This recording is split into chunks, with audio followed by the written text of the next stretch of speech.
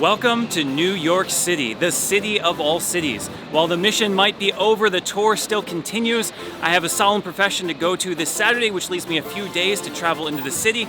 I've just got a few hours today, but there are some pretty important stops and maybe just an exciting announcement or two. Let's get going.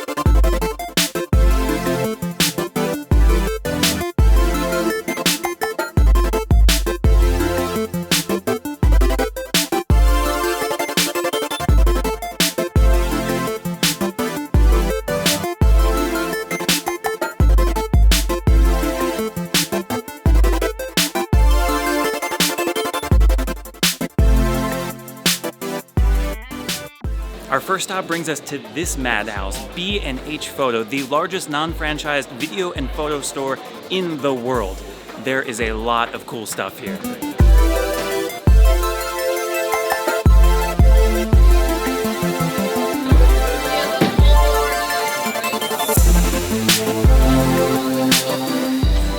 If you've never heard of it, it's quite a wonder to see. There is basically everything you would ever want electronic-wise, but it's huge and it's built on top of a warehouse. And the way it works is you look and you find the product you want, and then you order it. You go to the desk, and then they send it from the warehouse through all these tracks up through the ceiling here. And it leads you to your checkout, and then you get it from all the way 6 floors down. Pretty cool stuff. It is truly an amazing store, and I've wanted to come here for years, but I just never found the time, walked past it, never came in, but I'm glad to finally get here. But you know, it's not just the spectacle. That's not the only reason I'm here. I am actually here to pick up some new equipment, because you see, Brother Tito and I, you remember Brother Tito from this video? Yes. Well, Brother Tito is moving to Greenville, South Carolina for his internship here, and unfortunately, that's really far from Chicago. We're not going to be able to see each other much.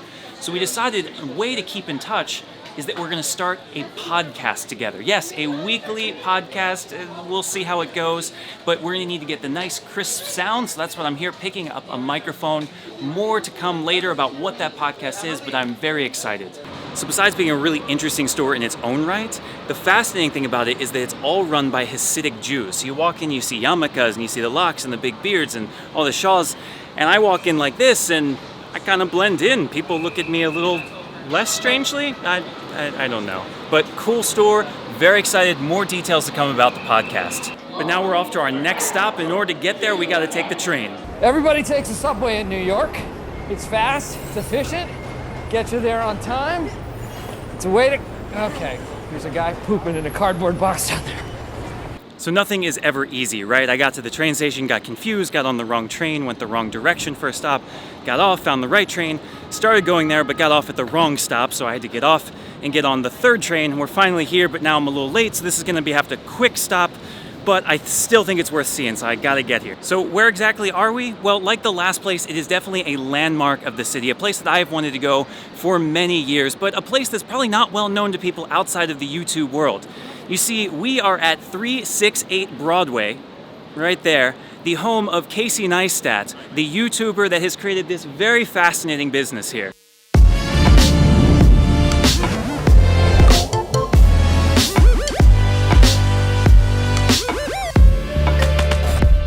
You see, what Casey has done, besides just create wildly entertaining content for many years, is open this place, 368, a sort of open collaboration building for YouTubers to come and to work together, to find resources, and to learn from those who are doing it well. While still in its opening stages and not yet open to the public, what Casey has said is that he has a dream to move beyond himself, to train the next generation of people, to make it easier for others to learn from what he has done.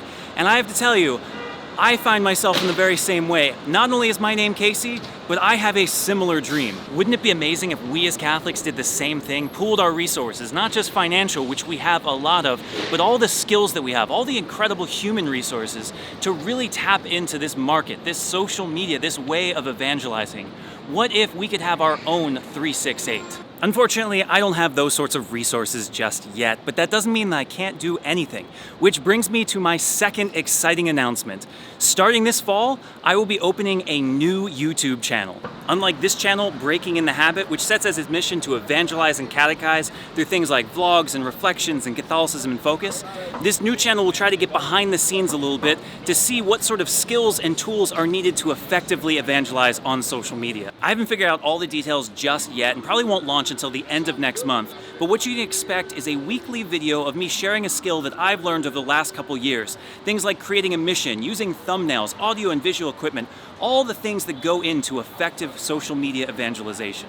So unfortunately we have to cut that segment short because I'm truly an idiot and once again got on the wrong train.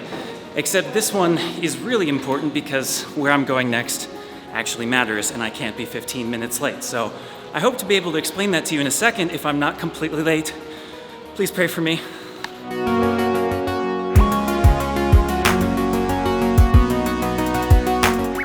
I may have made it. I've gotten to the building, gotten to the elevator.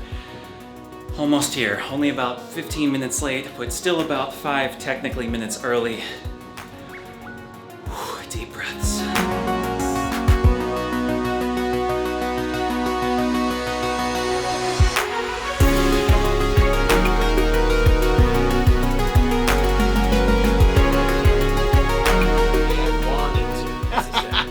This is a fine line and a difference.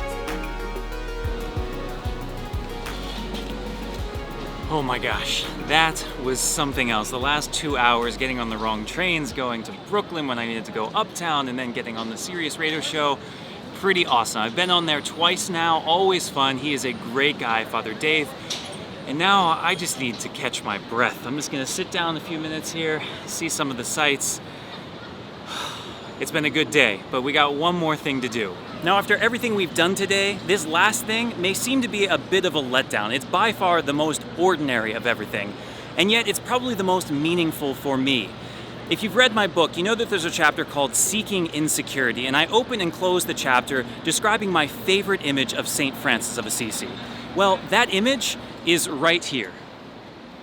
As I described in the book, and as you can see in person, the image itself is actually kind of simple. It's not very extraordinary in its own right.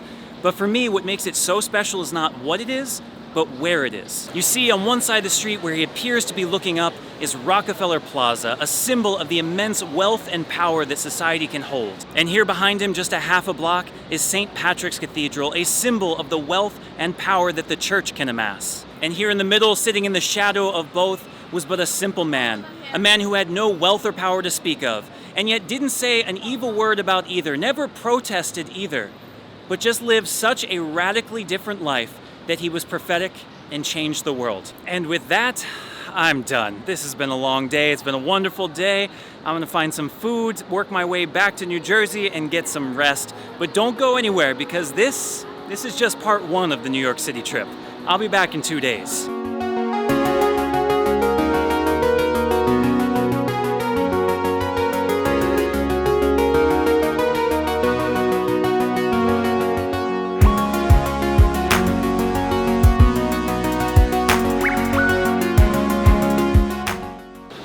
And welcome back to New York for the New York City Tour Part 2. I am joined by Brother Maxwell, and we are going for quite an exciting day today. Maxwell, what are we doing?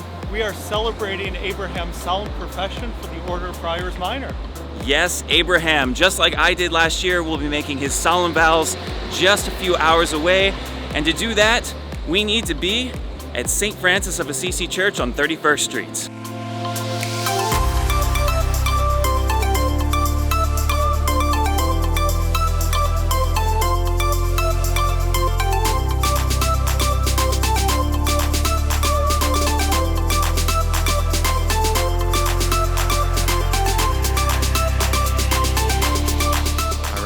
Finished the practice, everyone knows what they're doing, ready to go. People are starting to arrive, and the chaos is about to begin.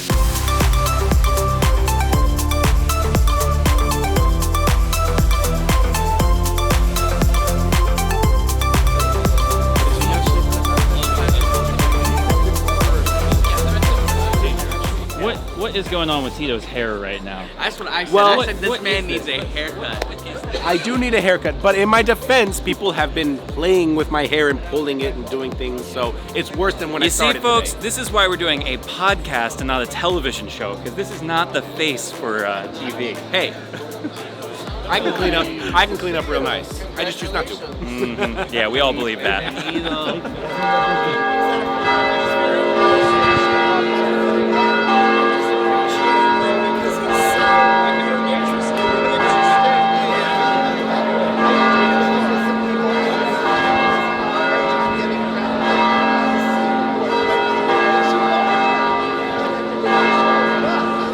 Another wonderful ceremony here with our brothers. Yes, it is. And now we get to go eat, the most important part of all. Yes? And